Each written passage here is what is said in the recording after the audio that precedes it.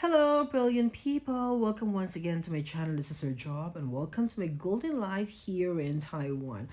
Good evening to all of you. Another day, another diary. So, meron tayong isang tanong dito na I feel like I need to answer kasi pangalawang beses na ata itong kinoment ni teacher. Sabi po niya, Sir, pwede ba transgender dyan sa Taiwan? Isa po akong public teacher sa Philippines, planning to go to Taiwan. Hope manood.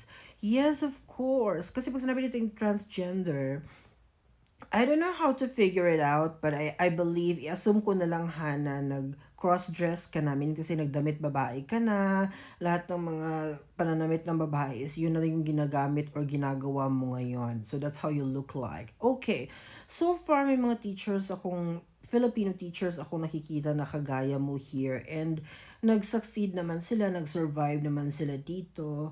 And I heard na yung Taiwan, liberated country talaga ito. Meron silang policy to protect mga gays, lesbian, or yung sexual preference mo protected kasi yan dito sa Taiwan.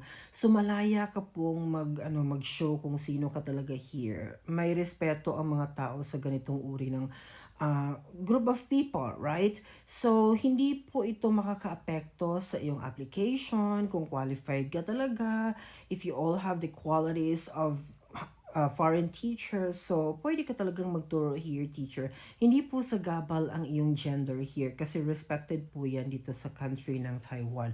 However, I would like to remind you that iba po yung kultura nila dito.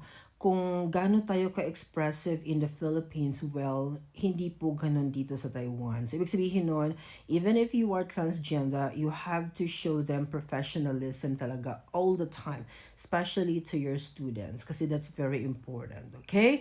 But going back to your question, yes, you can apply, you are qualified to teach here, even if you are transgender.